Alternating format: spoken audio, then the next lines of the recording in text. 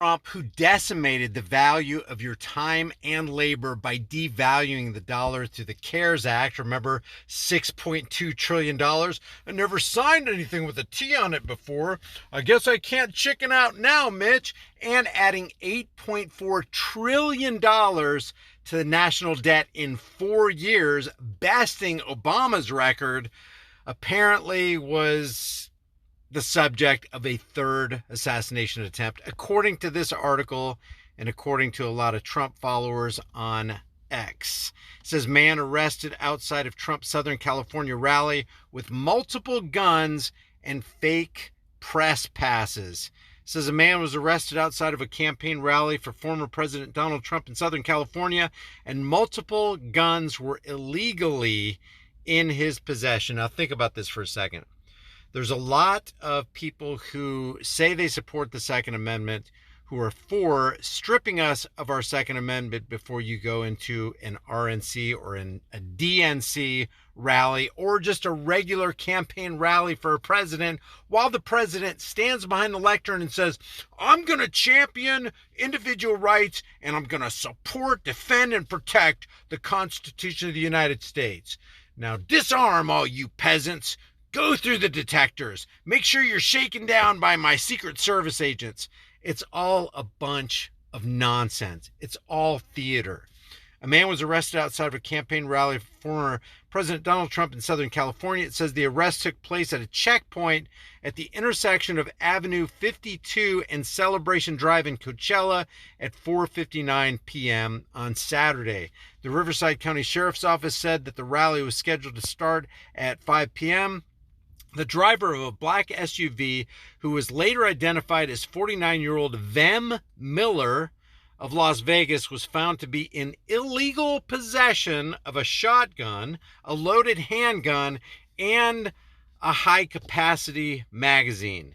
Miller was then taken into custody and booked at the this detention center on suspicion of possession of a loaded firearm and possession of a high-capacity magazine. Remember that. In the land of the free, home of the brave, somebody can be arrested simply for possessing a firearm that the Second Amendment says shall not be infringed. Apparently, it can be infringed whenever the government wants to infringe on it. According to the Riverside County Inmate Information System, Miller was released from the detention center on Sunday on a $5,000 bail. The sheriff's office said the incident had no impact on the safety of rally attendees or former President Donald Trump. No additional details were immediately made available. And it says Republican presidential nominee, former President Donald Trump, arrives to speak at the campaign rally in Calhoun Ranch Saturday in Coachella, California. Officials didn't say where the guns were located in its SUV at the time of the arrest. Riverside County Sheriff Chad Bianco, a noted supporter of Donald J. Trump, I like take the guns first, due process second, Mr. Red Flag gun confiscation law himself, said the incident was probably a third assassination attempt on the former president, according to the Southern California News Group. Bianco told the news organization that Miller presented fake VIP and press passes at the checkpoint, which is what led to the search. It says, we probably stopped another assassination attempt, according to Sheriff Chad Bianco. Miller is a registered Republican. He filed to run for Nevada State Assembly in 2022. I think this is projection. This seems like projection, letting the American people know, hey, you don't have a right to keep and bear arms when we say you don't have a right to keep and bear arms. Have you noticed, though?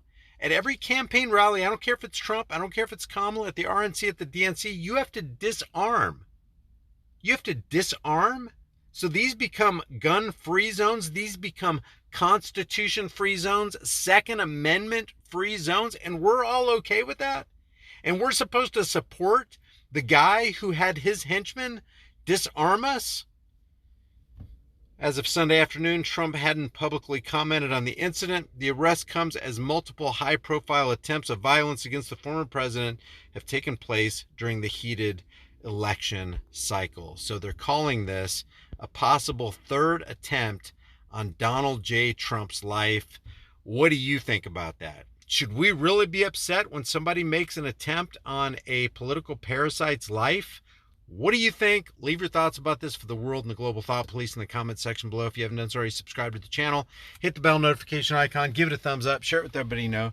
Don't forget to subscribe to my email list through my website, highimpactflix.com. Remember, the price of freedom is now and will always be eternal vigilance, and indifference to this notion is the means by which the people have and will secure their own oppression. I got an idea. Let's stop securing our own oppression and let's start today. If the revolution is to be, it is up to you and me. I'll see you in the next video.